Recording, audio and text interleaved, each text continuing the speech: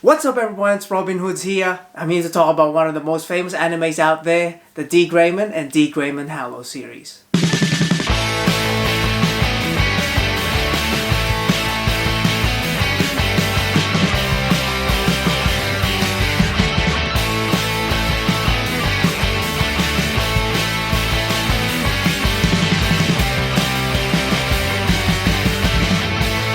Before I start on my review, I just would like to say a massive thanks for all the support and the likes that you guys have given me in my other videos.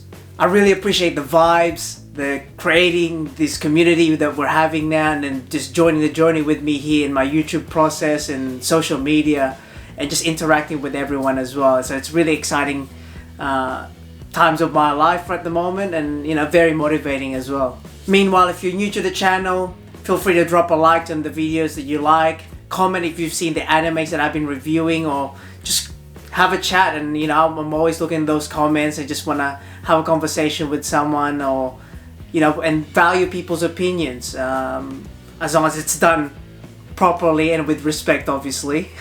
Stay tuned and subscribe to the channel for more consistent release, and feel free to hit that bell button for instant notification.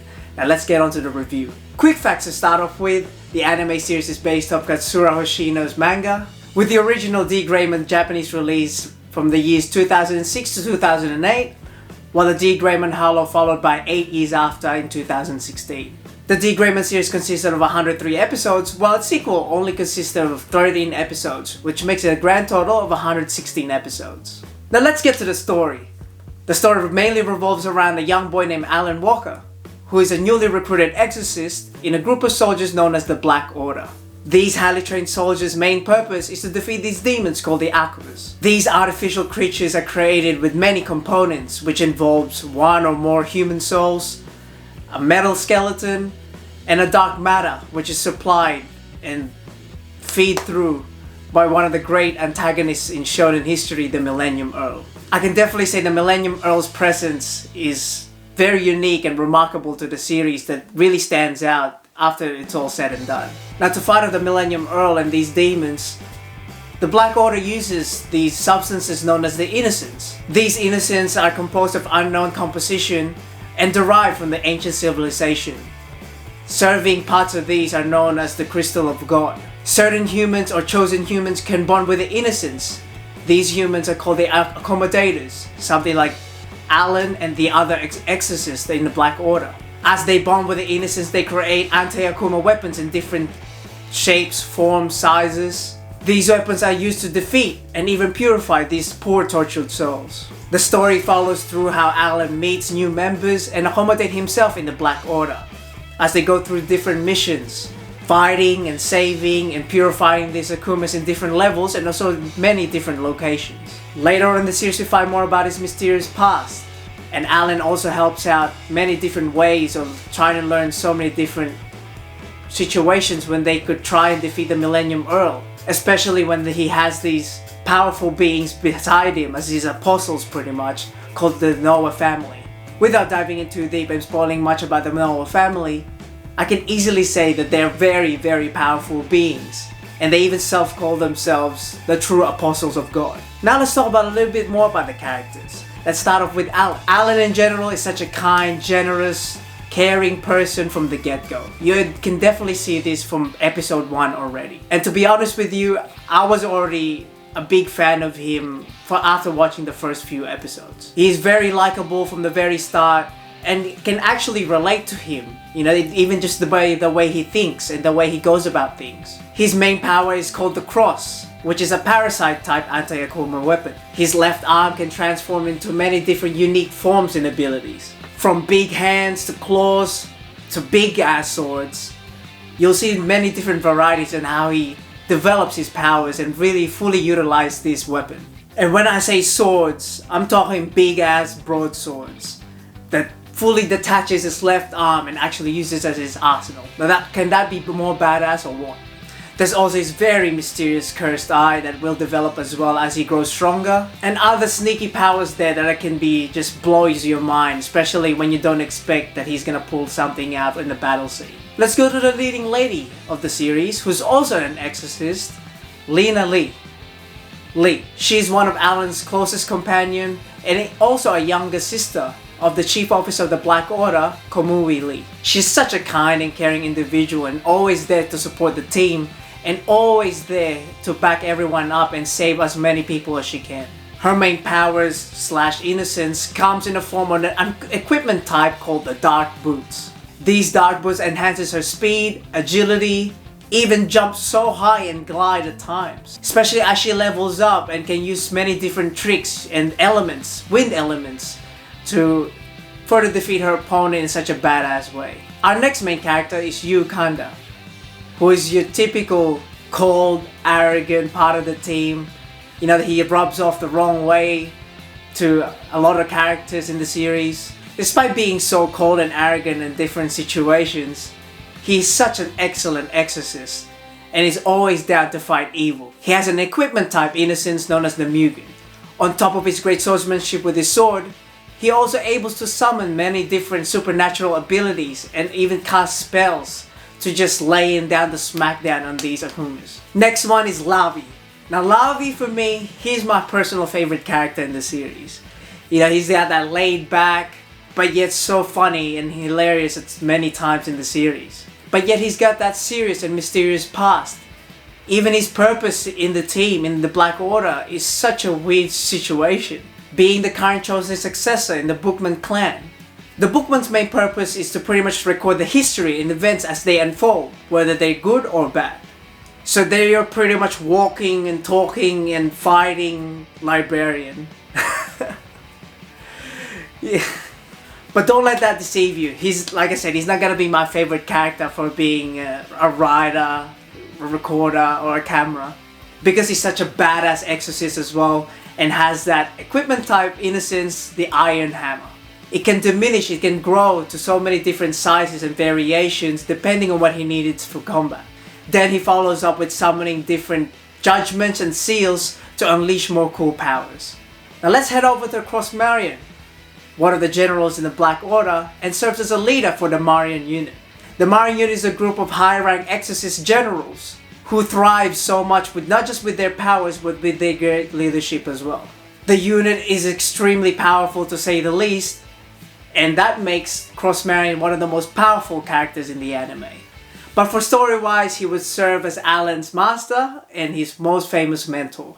Although there's that ongoing joke between Alan and him being so scared and frustrated and angry every time he mentions his master, as he would treat him badly from the get-go, making him feel scared and vulnerable each and every time. But Alan doesn't know that it does make him a better person on the other side because of these tough times that he's been through. He's definitely not your typical general like the others, as he loves to gamble and to drink every time. He's got these funny obsessions about money, women and wine, but yet he's so opposite on the other side when it comes to the battlefield. He's got that cold and serious mentality from the get-go that clearly shows he's not there to mess around. His mysterious disappearance, his past and nature overall just makes him a very intriguing character to follow as well. I want to give a quick shout out to Alan's golden companion Team Campi as well, who's just not there for a friendly cute companion or keeping company, but can also be really useful in battle. Each of these main characters have such great backstories, purpose and motives, so you really start to care for them just as much as Alan in the end. Now let's get to the animations. It's pretty good, especially at that time, but it's definitely the art style, the theme, the settings that really captured me in the anime. I'm not much into that gothic dark theme in general, but this anime showcases it in such a very unique and interesting way that really got me engaged and wanted to know more where this world will take me. They showcase it in many different ways, whether it's from the people, the buildings, the location, or even the timeline that it's on. It's not your horror or gore anime per se, but it definitely has those different flavors that gets chucked in every now and then. And personally, I'm just a big fan of the Black Order costumes, to be honest with you. I mean, those things are just mwah. Now let's start diving into my personal take on this anime. I've given it a lot of praise so far, as it deserves though, but it's definitely far from a perfect one. Though there are only few major flaws that really jumped out of my mind, those few major ones have really affected my experience and even at times lose motivation to keep watching the series at some point. The biggest one for me is pacing, especially those fillers. Those damn fillers. I mean, they were just bad, straight up. They were just trash at times, and I'm not expecting great things or amazing things from these fillers. You know, they can be decent and I can enjoy it. You know, it's a change of tone. At least make these fillers enjoyable, not just such a dull experience that feels like you have to go through a mission to get through them. And the thing is, it's like 1/3 of the whole anime are fillers. And at that time, I didn't know that these were fillers then. So I feel like I have the obligation to watch it. Or if I do decide to watch it again in the future, I would definitely just skip all them fillers. Maybe Google search them or something and try and miss all those spoilers that they may contain once you're scrolling through or something. But it will definitely make it a much more worthwhile experience. Another one, I guess, is character development. And don't get me wrong, there are a lot of great characters in this anime. I mean, even the main bad guy, the Millennium Earl, is such an engaging and such an interesting character. What I generally mean is, especially for a more than 100 episode anime, I'd expect to see at least some sort of jump from the character evolution, the character development side of things. Now, because they're so likable from the get-go, you already have that bar set high up. What I mean is, the character development pretty much flatlined quite a bit.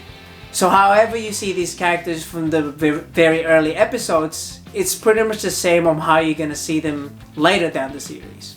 I mean, sure, like I mentioned before, they all have great backstories and really interesting history, but they're shown in such a flashback manner that you don't really have that chance or that feeling to soak it all in and makes you just remember each and every time.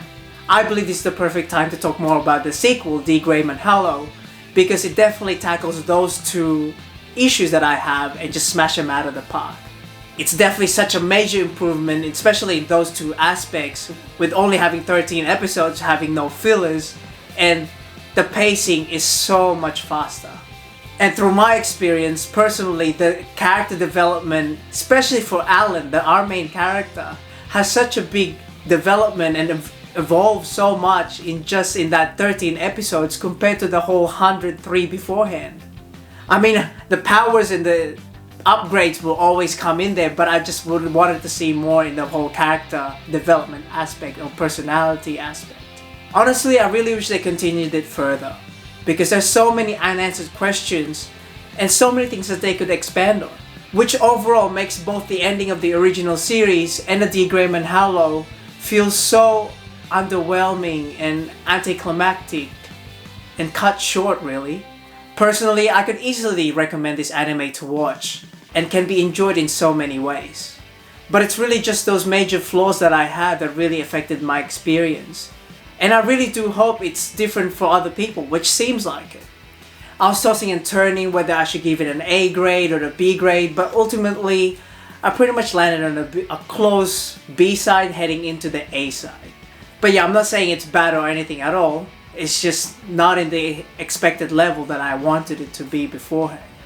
This anime has such a high potential, but I can't really judge it or rank it based on potential and other people's opinion. Because I know it has a very strong following and a lot of people seem like they have enjoyed the anime a lot, but this is just my personal take in it. So in the end, I would still recommend people check it out if you're keen to see, the story and the setting that it delivers. Also, it was quite overhyped at the time and it probably affected my experience overall, and it not living up to its high expectations that I had.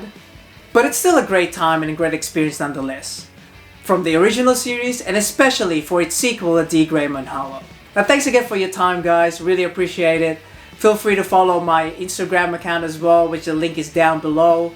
Stay tuned and subscribe for more content coming up soon. Really appreciate it again. This is Robin Hoodz, over and out.